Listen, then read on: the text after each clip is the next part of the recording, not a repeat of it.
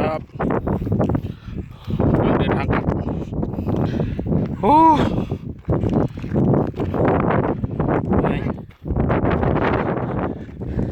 นู่นครับขึ้นมาจากนู่น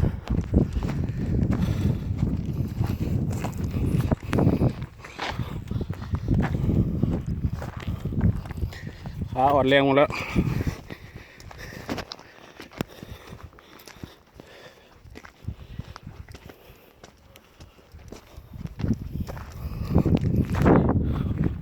ดูครับ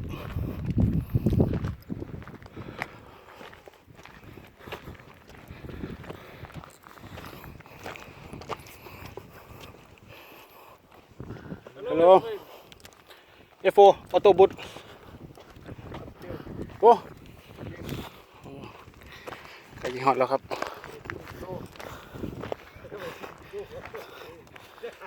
ฮะ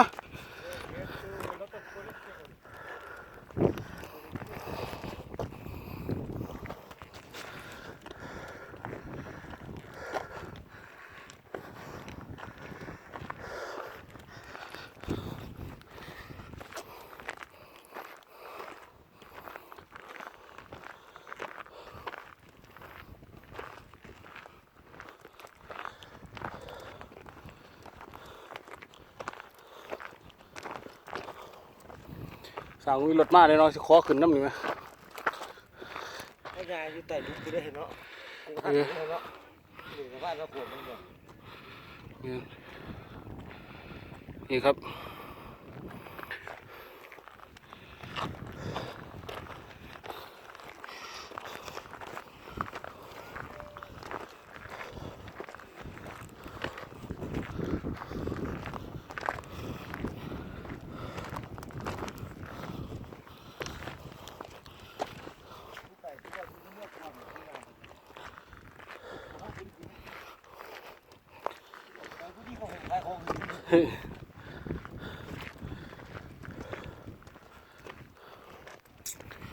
หอดพุ่นก็มีพุ่นแล้วครับ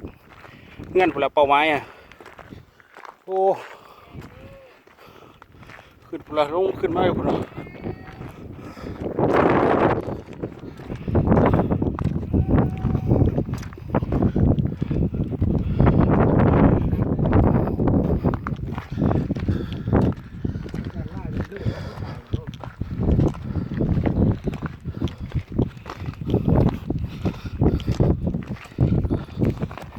สำนีก่อนครับ